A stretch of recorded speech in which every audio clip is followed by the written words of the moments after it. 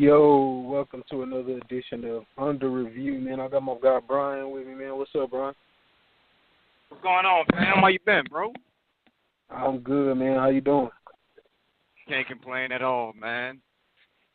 Yeah, man. Let's just jump right into it, man. Week 2 of the NFL, man. Any surprises? Not really, man. Not really. I can't really say I see any surprises. I expected, New England to beat the Saints. That took place. I expected Tampa to do what they did, Atlanta to do what they did, and, of course, Carolina to do what they did playing against Buffalo, man. The only surprises that I'm seeing has mostly been injury-related. A lot of key guys starting to go down early in the season, but we'll see what happens, as it gets later on. Yeah, definitely. I had one big surprise in Denver, Colorado that took place. My boys took a spanking, man. I did not see that one coming, I must admit. Yeah, but Denver defense legit, man. You know what I'm saying? I think it was Denver's defensive line versus the Cowboys' offensive line, and being that the game was played in Mile High, I'll take Denver every time. Yeah, it was a weird game, man. They had like an hour rain delay, and Zeke had 9 rushes for 8 yards. It was just a weird game altogether, man. So, it is what it is, man. Everybody got to take an L every now and then to humble yourself. Everybody got to get put back in their place, so to speak, I guess. But yeah, man, it was. I tweeted you during the New Orleans game, man, because I was just sitting there watching that game, man, and I'm like, if I was a Saints fan, I would be going, I couldn't do it, man, because Sean Payton, I just want to get your thoughts on Sean Payton real fast, man.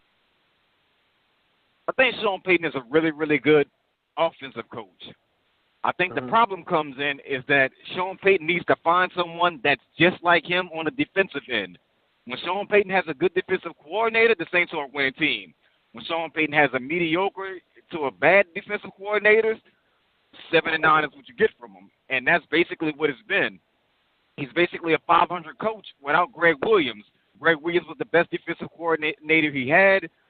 3 straight playoff appearances, 37-11 record, Super Bowl victory. I mean, that says everything you need to know about Sean Payton in a nutshell. If he gets a good defensive coordinator, he'll lead you to the playoffs and beyond. You give him a mediocre one, not that good. Who coordinates the defense right now? Right now it's Dennis Allen. Dennis Allen was the former defensive back coach under Greg Williams, went to Denver, became their defensive coordinator, then became the head coach of Oakland, and now he's back as a defensive coordinator. Okay. Like another thing, man. I'm not sure. What's the deal with AP, man? Because I don't know. I don't know what was promised to him when he signed in New Orleans. But I can guarantee. I don't think. Well, I can't guarantee because I don't know. But I would venture to guess, man, that he wouldn't be playing a role that he seems to be in right now. Because I seen week 1 where he had the. The kind of the sideline, kind of whatever, trying to get at Sean Payton, and I just want to get your thoughts on that, man. I think it's a combination of 2 things. Number 1 is that the Saints offensively haven't been as good as everybody kind of predicted they would be, and being that the Saints are built to play with a lead, that's when they usually run the ball. Oh yeah, they'll run the ball every now and again early in the game, but they're built to let Drew Brees air it out, get like a 10 to 13-point lead on you, and then they'll run the ball down your throat because they know that offense, once it's clicking on all cylinders, you can't stop them. Mm-hmm. And I think Adrian Peterson was under the impression that once the offense was rolling, he'd be more or less like the closer. He's going to get those, 10 to 15 carries late in the game that kind of just basically, he wears out a defense. The Saints have been behind in mostly every game that they played. Oh, I mean, not mostly, but every game that they played. They made 4 trips to the red zone against Minnesota. They came up with field goals. They had pretty much no trips to the red zone against New England because before you could blink, New England had 30 points in the first half. Pretty much sealed the deal right there. So I think once the Saints offense gets intact, AP will get the ball a lot more. But until then, I question it. Not to mention that, but you got to think about this. If Minnesota is not the team on the first for week number 1 against the Saints, I'm wondering if Adrian Peterson is complaining as much. I think he really wanted the ball in that game in particular. And then you got to kind of factor in the performance that Dalvin Cook had on the other side. I think that Yes. that kind of got to him a little bit too. So yeah, man. Absolutely. Yeah, that was. I thought that was kind of a weird signing, anyways, though, for him to choose New Orleans at a. You know what I'm saying? He had a couple of suitors that was kind of after him a little bit. Seattle, I think, Green Bay. I thought the Saints was just a weird fit because just because of their offense, man. It seemed like, you know, they gonna ride on Drew Brees' shoulder, man. Like, as far as he can take them, and you know, and then they already had a Pro Bowl back, you know, Mark Ingram, and then they went out and drafted Alvin Kamara. So like it was, I just thought that was a weird sign. That anyway, it just in itself, but yeah, man. The problem was never Adrian Peterson. My bad, bro. The problem was never Adrian Peterson signing with the Saints. That was never the problem. The problem is what you just said last, the fact that the Saints drafted Alvin Kamara. If the Saints don't get Kamara, I think Adrian Peterson is in the role in which everybody thought he would be. The problem is the Saints drafted Alvin Kamara, and all of a sudden Sean Payton fell in love. That right there kind of spelled whatever Adrian Peterson thought he was going to be, kind of, you know, he had to temper those expectations because now you have 3 running backs that need the ball. Done deal. Right. Yeah, man. I don't know, man. I think that AP, he like a, you know what I'm saying, he get better as the game goes on. Like he a high volume, you know what I'm saying, high volume back. So whenever he gets a lot of carries, he gets better and better and better, you know what I'm saying, throughout the game. So, you know, it is what it is, man. But to go on to week 2, my bad, man, I'm moving my car real fast, man. But going to week 2, man, in the NFL, you know, Detroit, man. Detroit, they played on Monday night against the Giants, man, and the Giants is just a train wreck, man, on the offensive line. Like, man, you know, they left tackle Eric Flowers, man. He's just like a turnstile out there, man. You know, Matt Stafford, I'm not too much impressed with Matt Stafford. I've never been really impressed with him. You know, he's a talented quarterback. He got a nice arm, but you know, as far as I just think that the Lions is, you know, they just that team. You know, they get off to a nice start. I think they'll kind of fade back into the pack eventually. What's your thoughts on this, man? I think, man, you know, that old saying in football is sometimes it's better to be lucky than good. I think that's exactly what's going on right now with the Detroit Lions. You know, I don't see anything from Detroit that makes me say, yeah, this team has the capability to win a Super Bowl. But I do know sometimes the crazy thing happens when you can beat teams early and get confidence. Team like the Giants really aren't that good. It's one of the reasons why when the season started, when Coach was with us, I said I didn't think the Giants would do anything because their offensive line has been a wreck. They don't have a running game, and if your entire offense is dependent on throwing the ball to Odell Beckham, what happens when you slow down Odell Beckham? And I think that's the problem with the Giants right now. Ben McAdoo doesn't have a clue of what to do to fix the offensive line. Eli is the master of closing his eyes and just throwing the ball downfield and hoping somebody catches it. Yeah. If it wasn't for the Giants' defense, they'd be getting blown out worse than what they are.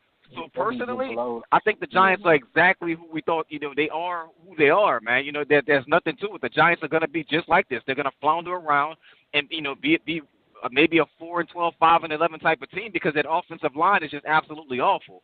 And the Detroit Lions, eventually they'll come back down to earth. I think they'll beat Atlanta this week because, again, better to be lucky than good. Atlanta has some injuries now, and that's something Atlanta didn't suffer last year, and now I think Detroit can take advantage of that. They're going to be missing Vic Beasley. They're missing 2 guys on offensive line for Atlanta, and I think Detroit's going to take advantage of it and win this game. Yeah. Where is it? Do you know the game being played in Detroit? Yeah. It's in Detroit. I want to say yeah, this game is in Detroit. I think Atlanta's on the road this week. Yeah, okay. Cuz I was impressed with Atlanta, man. You know, ever since the Super Bowl, man, you know, no lead is safe with them. So, you know, but they played as good as the first half as you could play against Aaron Rodgers, man. I think they just got the Packers number in general. So I was impressed. I was impressed with Atlanta, man. I'm not sure. I think Devontae Freeman, man, that dude he's better than he's better. I thought he was good, but man, he made some runs in that game, man. It's like, man, like he could cut on a dime, man. Like that dude, he is an impressive back, man. He definitely is, man. And being that I'm a Saints, media guy and fan, I see him twice a year. And Devontae Freeman is the real deal, especially when you go up against a really bad Green Bay defense, and that's exactly what Green Bay is.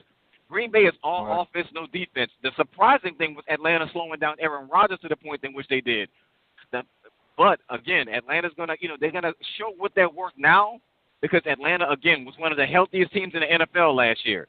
If they can duplicate that success now that they have injuries, that's going to be impressive. No Vic Beasley, no Ricardo Allen, two guys along your offensive line that are either gone or struggling.